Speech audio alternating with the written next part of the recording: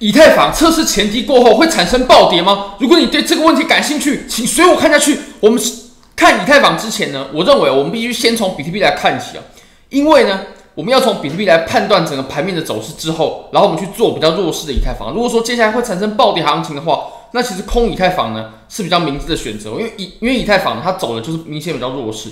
那我们从比特币看起呢，我们已经蛮久没有来看周线图表了。我们从周线上呢，我们先打开一下均线。那从均线呢，我们先复盘一下历史哦。其实我们在过去啊，自从我们小牛转成是周线级别的多头之后呢，其实我们到后续啊，到大牛之前呢，基本上我们就只有转过一次非常微小的空头，而且这次空头呢，基本上是由于312事件。如果说没有312事件的话，那我们基本上呢就是围绕着均线。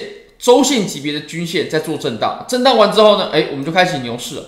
那我也会认为我们这一次呢也会走的相当类似哦。那我们均线的位置呢，现在啊大约在27000左右。那如果说围绕着均线震荡呢，或许就是在3万一直到我们下方一点，可能22000、23000左右的这个位置去震荡。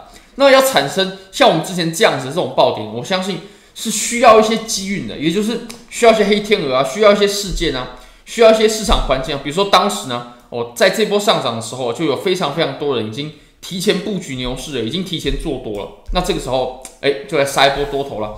那我们来看一下当前的情况吧。当前的情况呢，我们如果把级别啊再切小一点，我们切到日线呢 ，OK， 然后我们再看一下当前的资金费率，我们可以发现啊，其实多数的人呢都不是在做多的。那如果说不是在做多的话，确实要引来暴跌的话，确实会比较难哦。阴跌有可能，但是暴跌呢，以这种当前的情况呢，我认为是稍微再困难一些的。那我们从日线上来看呢，我们可以发现哦，比特币它目前呢正在测试$27300左右的这个互换嘛，它其实已经测试过很多次了。那我们这一次呢，我会认为量能是蛮小的啦，量能是蛮小的。那我个人没有提前做布局。如果说我要进空单的话呢，我要看到我们在下跌的时候，当然我会做的是以太坊。如果说我们跌破，然后出现值得做空的机会的话，那我做的会是以太坊啊。不过我会从比特币来去辨别机会。我们可以看到呢，当前下跌的量能它是小了一些，而且呢，目前这个双重位它还没有被跌破。那如果说跌破的时候，它带有量能，那我认为就可以入场。那以当前的盘面来看呢，我认为我们还可以再等待一下。其实我们今天呢最主要的主角是以太坊，我们等一下可以来很仔细的观察一下。那目前呢，你可以看到比特币呢，我们来找一下相对的位置啊。比特币呢，它目前测试过25000 2次嘛，最近的位置呢是2次，这里1次，然后我们又回来把针尖给踩实了。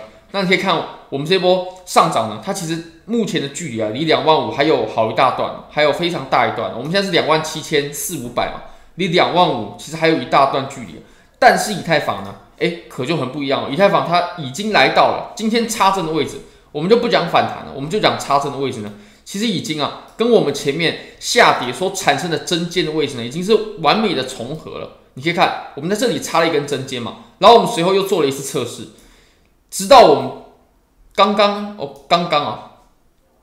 又回来，又把前低点又给踩了一次，等于我们在下方呢已经测试了3次了。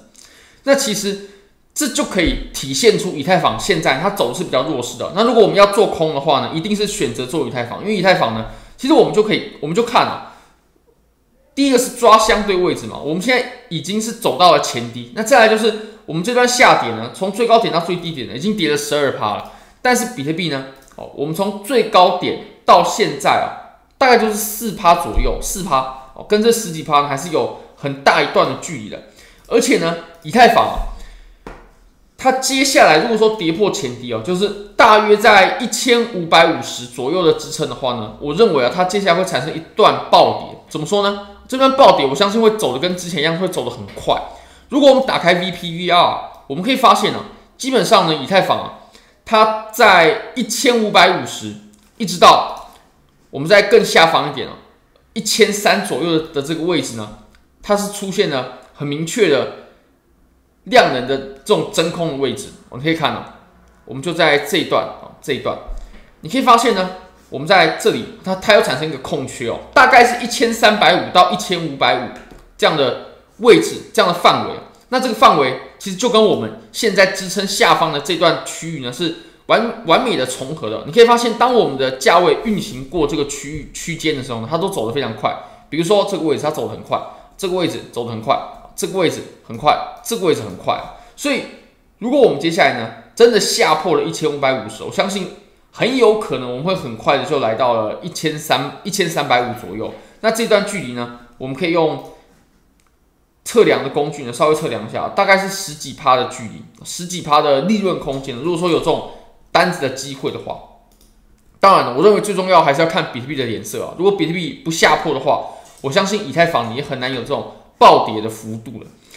那以太坊呢，其实还有几件事情是蛮值得我们注意的，就是我们其实以太坊它现在呢正在趋势线附近做测试。当然我们要用射线，然后开启磁铁，从最尖端的位置呢，我们来测量一下。我们现在它就完美的在趋势线附近。那如果说跌破的话呢，很有可能就会出现我们刚刚所说的这段暴跌。